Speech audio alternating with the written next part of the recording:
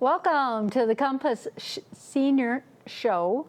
I am super excited. We have a lot of fun on tap for the show, and it'll be a journey through time a little bit, but I'm really looking forward to it. For those of you who don't know yet, this is Katie Bruisman, and Katie is going to be the new coordinator at the center. So we're going to go a little bit through her journey today. But to get started, we'll say, welcome, Katie. Thank you. And now we're going to get into the nitty-gritty. All right. So, Katie, where'd you grow up? I grew up in Montevideo, about an hour north of here. Okay. Yep. You have brothers, sisters? I do. I have 3 sisters, and I'm somewhere in the middle of the 4 of us. You're somewhere in the middle. Somewhere in the middle. Okay, so we know she's not oldest and she's not youngest. I'm not the oldest. I'm not the youngest. She's a middle child. Watch out. Mm-hmm. All right, so you grew up in Montevideo, went to high school there, I assume, and Yep. graduated from there? Yep, I graduated from Montevideo High School, and then I went back and forth between a few colleges, kind of took some time off in between them, and eventually I graduated from the University of Minnesota with a bachelor's degree in family social science was my emphasis. So. Okay.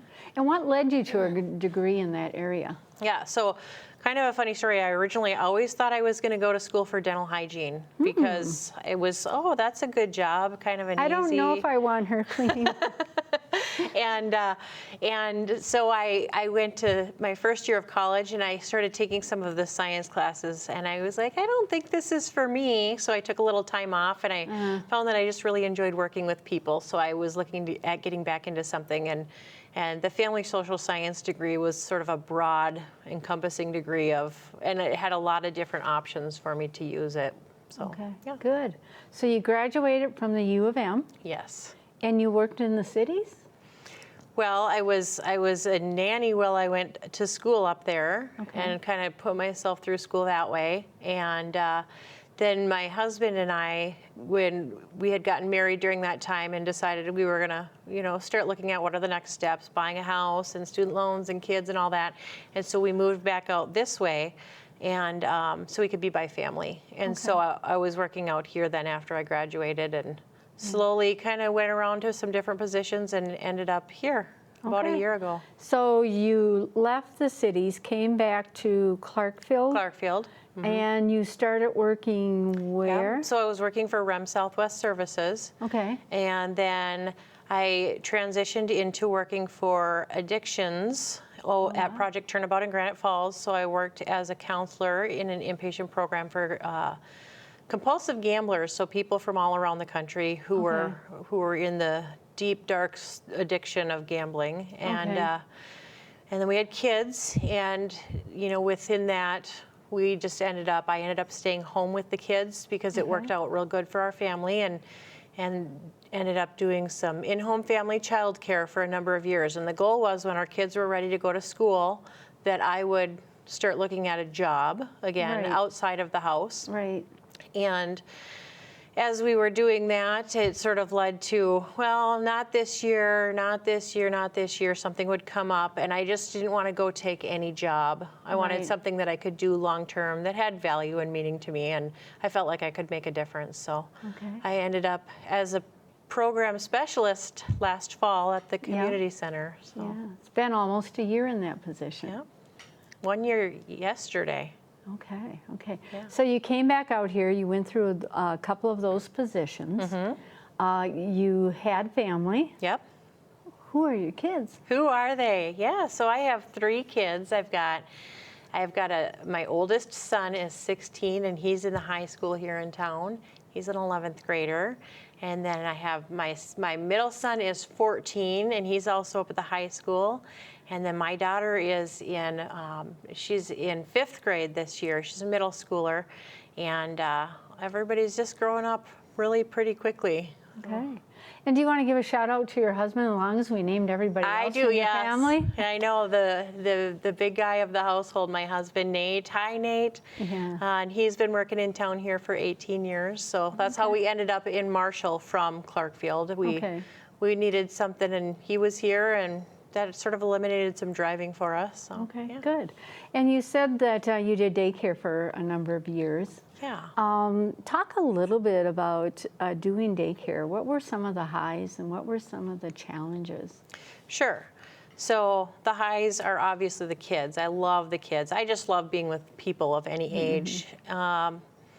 I really enjoyed seeing them be their best that they could be. So whatever level they were at, I just really enjoyed seeing them grow and have progress in whatever skills they were working on or whatever struggles that they had been having, and showing improvement on that and just Right. being better. And I guess the lows with any daycare, and any daycare provider can tell you, is it's in your home and it's always there. And just some of the politics and the licensing, where are the boundaries with all of that? Is it too much, not allowing us to make enough decisions on our own?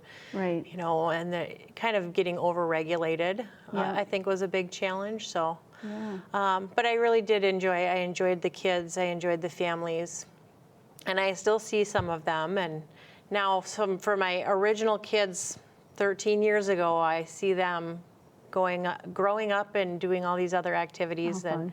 it's a lot of fun to see. So Yeah, that's a lot of fun.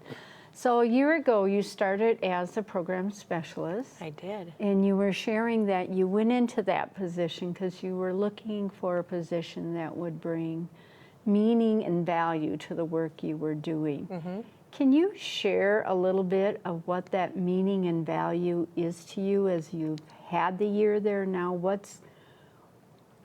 What did you think it was, and is it what you thought it would be? Yeah, I That's didn't. kind of a crazy question. Yeah, I didn't come in with a lot of preconceived ideas of what it would be like. Right. The job description had a lot of different, I guess, bullets to it. Right. And so it's, where was the focus? Is the focus more on this bullet or this bullet or this bullet? And I really found it to be a lot on scheduling the activities and the programs. As the program specialist, that's the duty. But there's just so many other things that go with that. But the value piece of that is the relationships that you develop with the people who come in regularly. So I consider myself a very organized person. So doing the task, the checklist things has come pretty naturally to me. Right. So that part's been easy. One of the hardest things, there's two things that I can go with there. So the first one is remembering people's names. And I will say that from the beginning. There's only 600. There's only 600, and there's, we've got Barb, Carol, Barb, Carol, Barb. Yeah, so, I could kind of remember, if I say Carol or Barb, I might have a good chance of getting it right away. But In this program, right? Yeah, in this program, yeah. But, so that part, even today, I still have to spend some time thinking, let's see. Or if somebody comes in a program that they don't normally come to, let's say they come to a fitness program and they've never been there, but they normally play cards on Thursday, I'm like, okay, I have to go back to the card group and think about, okay, let's see, I know, now I've got the name, and that, oh yes. And so that part has probably been the hardest part for me. But somebody asked me a few months into it, they said, what has been the biggest part of transitioning for you? And I said, or the hardest thing you've done? And I said, the worst thing that's happened is, I said, I was calling bingo, and I was calling letter X bingo. So those of you familiar with bingo, it's letter X. You have to make a cross right through the middle free square. Hilarious. And there's no letter N's called, and I accidentally called letter N. And they were, no, there's no letter N's, no letter N's. And I said, so if that's the worst thing that I have to complain about, I think it's going pretty good. Yeah. So I've really enjoyed it. Yeah, and Katie's quickly learned when they do that, when you get the letter X and you say, there is an N free spot, and it calms them right down. Right down, yeah. Yeah. We have It's just fun with it, yeah. Yeah, it's just all in fun. They're a fun group to play bingo with. Yes. So definitely. So that's kind of program specialist. We kind of touched on that a little bit and took a look at that. So let's go into, I shared with you sometime in the beginning of this year that I was going to be stepping down. And I said, I don't know where you're at, but here you go. And you said you might be interested in applying for my position. And you did. And you got to go through another wonderful interview. Another, yes. Everybody's so fantastic with them. Yeah. Yeah. So share a little bit about why you even considered applying. Sure. So when I went back, when I was leaving working from home, doing daycare, and going back into work, the position really was a good fit for me as the program specialist with I've been home with our kids for 13 years, not being home with them, and it's a part-time position, so that was really, it was something I could still be around and kind of help them with that transition. And then throughout the past year, as I started thinking about, is this something I'd be interested in, and seeing that things were running pretty smoothly at home. Full-time might be something that I would look at doing, but this is some place that I could see myself being at long-term. And so I really thought it kind of just was falling into place as far as, this is where you're at, this is where you should be, and you really do enjoy doing it. So then I decided to apply with the hopes that I could be there long term. So okay, wonderful. Well, I'm going to kind of halfway flip back now to your programming year. What were some programs that you just enjoyed really seeing kind of like unfold and happen and see the interaction with the seniors? Sure. So a lot of the ones that we've got daily cards and games, and I feel like it's been enjoyable to go and visit with the seniors during those and learn those games and kind of how everybody plays and who's got, their ideas of what way to play is the right way. I like seeing that and doing that and having fun with that.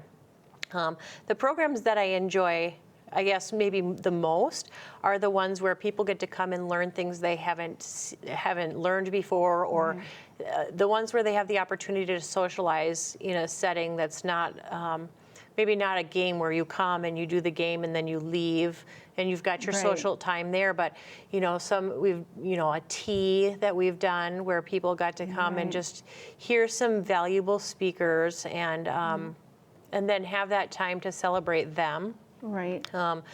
The other one that I think has probably been my favorite is the Taste Something New. And I knew you would know that. I really enjoyed that one. We provided the opportunity for seniors to come in and try something they maybe wouldn't have tried on their own. Right. And the value in something like that is they have the opportunity to try something and they have the opportunity to socialize. So as an individual living in your home, maybe with just one or two people, you might not want to go out and buy a big container of a specialty or a seasonal something and then potentially not like it and have it go to waste. So this event we had, we didn't tell anybody what we were going to try because we wanted them to show up for the activity and the purpose, which is to socialize and enjoy that. But so we tried 9 different flavors of hummus, and we used different crackers and different vessels, cookies and stuff to try it with. And we did not tell them what they were when they were trying them, just so they wouldn't have a preconceived notion. We said, you come in and try it, and let's, you write your notes on it, whether you like it or not. So we had a lot of people who were, I really did like that number 1. Well, that was spicy pineapple. I would have never tried that on my own.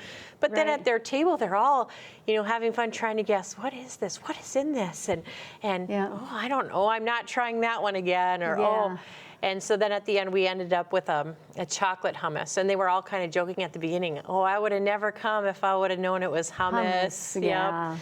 So they had a lot of fun, and I think it was just kind of, we learned we liked that, but we really got to enjoy the time socializing. So it was really fun watching them try it and not knowing and trying to guess. I think I taste a little cinnamon in this one. I think there's pepper in this one. Does this have a horseradish? One asked that. So it was just fun to see that. And then that just created a fun laughter environment around the table. And I agree, if we would have told them we were trying 9 kinds of hummus, I bet you we would have had a fourth of what we had. Just because we heard people say all day, I never would have come if it was hummus. Nope, I don't eat hummus, I don't like it. But actually, I really do like this. And Yep. So we have another Taste Something New coming up. She does on September 29th. And I do know you can maybe talk to me and maybe I'd spill the beans about what she is serving, but you know. You'd have to call Barb and do some sweet talking for sure. Yeah, it'd have to be a lot of sweet talking. A lot of sweet talking. So those are a couple of programs that have just been fun to watch unfold and see Katie do those. So now you're in the new position officially today. Officially, yeah, about 2 hours now. Yeah, so we've been kind of joking. Yesterday, we had 3 seniors walking up the hallway to the office, and we were both in there, and we were joking, open the window, get out, quick. Yeah, we got to escape, yeah. But they were just walking up just to have a simple conversation, and our office door is always open for those conversations. Absolutely. That's why we're there. But stepping into this new position, what are you excited about? What are you looking forward to doing? Sure. So I really am excited for the opportunity to continue to serve the seniors in the community of Marshall. I've found that I've really enjoyed it this past year, and just in a different capacity.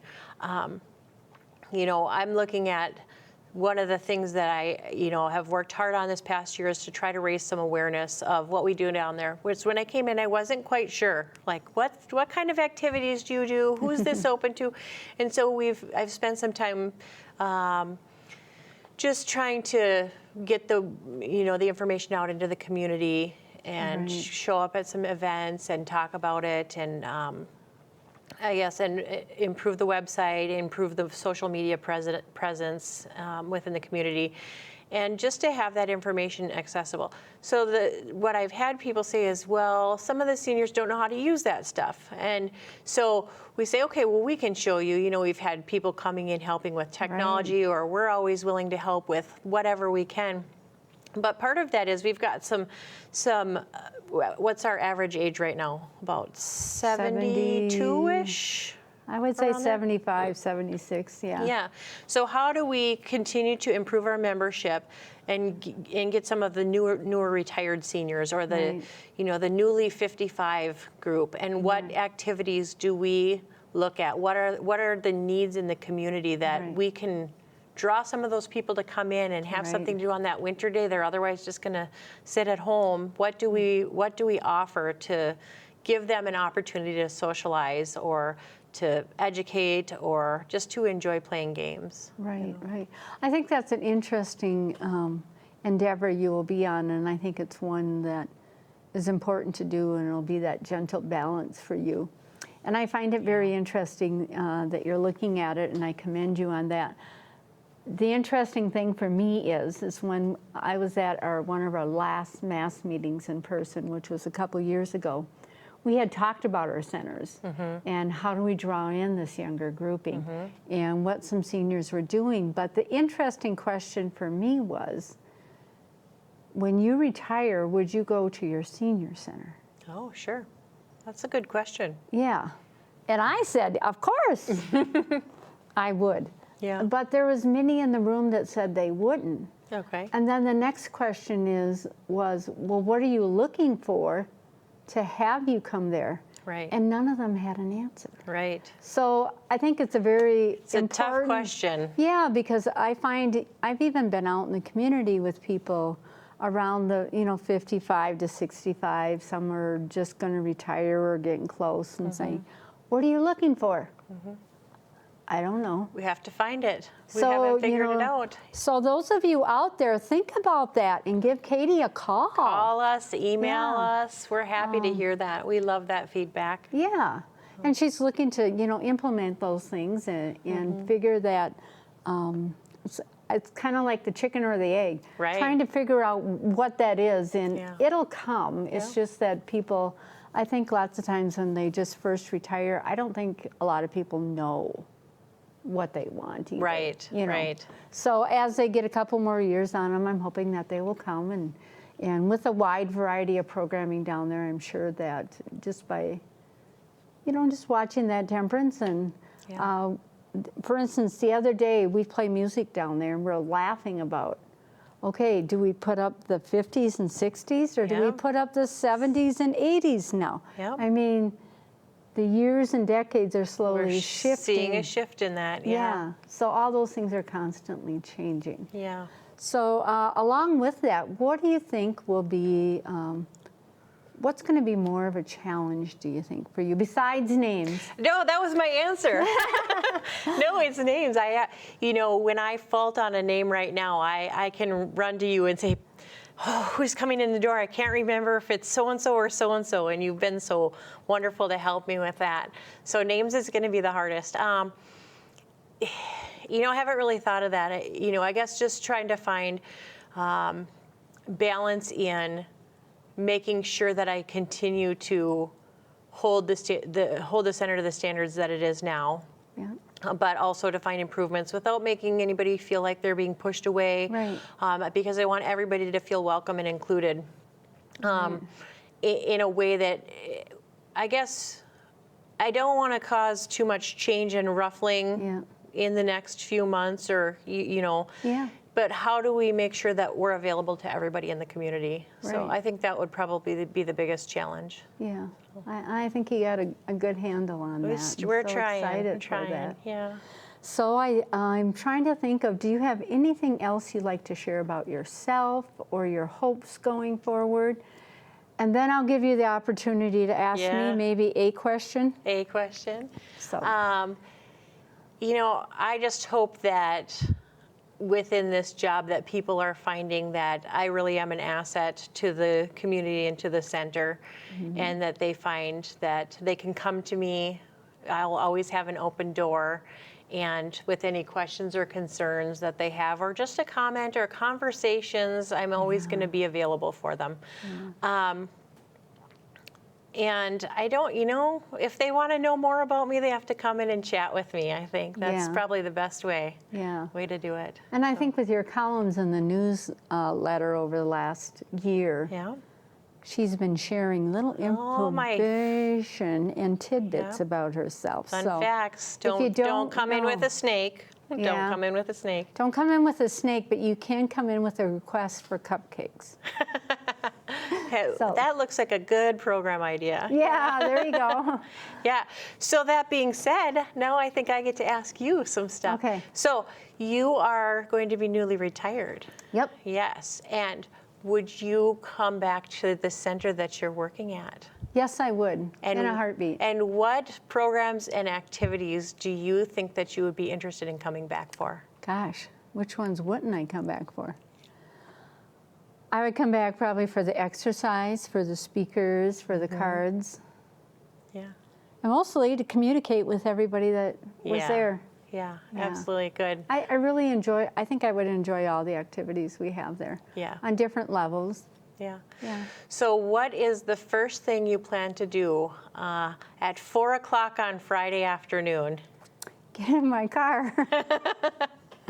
And drive to my new home. Okay. And where is that going to be? St. James, Minnesota. St. James, Minnesota. Yep. So not so far. Not so far. You It's can only come an hour and a half. You can come back easy enough. I'll show up when they least expect me. Yeah. And what are you looking forward to doing the most in the next coming weeks and months? I think the most important thing to me, which I've learned from working with this generation, I think that's been the greatest asset for me with the many years I've had, is that as they come in and share a story or share something that has happened, they don't realize it, but they're sharing nuggets of wisdom. Yep. And over the years, I've learned that the most important thing in life is your spouse and your family, and you can never spend too much time with them.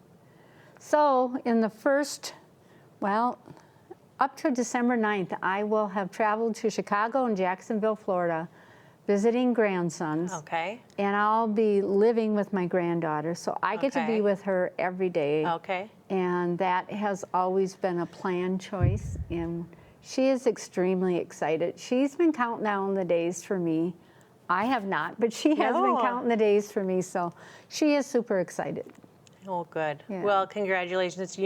I've heard nothing but such wonderful comments from everybody coming in talking, we're going to miss Barb around here. And I was, I know, I've got some big shoes to fill here, and it's going to be an interesting transition, but I know we all wish you the best. And we all hope to see you coming back and Yeah. visiting when you're able to, between all of your traveling, and Yeah. bring the grandkids to say hi too. Yeah, So, I will do that. My favorite is going to be splashing in a mud puddle with the grandchild. Yeah. I always said that's one of my favorite things to do, and literally with my granddaughter, I have done that many a times. Mom and Dad weren't so happy when I went and splashed in a mud puddle right before we went into Walmart once. But it was just clear water. It wasn't muddy, so it was Yeah. okay. Yeah. We both went in with wet pant legs. Yeah. That dries, easy to clean, Yep, that's for sure. and enjoy making the memories. Yeah. Well, Katie, I know that the center is going to be in extremely good hands with you. I wish you the best in the transition. I know you've got it. We joke because we've been going through the do. training. She has got me condensed down to one 8.5 by 11 sheet of paper. It's both sides, two Both sides. sides. Two sides. But she needs a micro or magnifying glass to read her. No. We've been joking about it because that's what works best for her is a checklist. So we've been joking about that I'm condensed to an 8.5 by 11. Well, you've got it down. I know you've got this, and I really Yeah. look forward to seeing what you're going to do. So best of luck. Thank you. And I have your number, so you can watch for me to text with my questions. Yep, So thank you. I will do. Thank you very much. All right, signing off.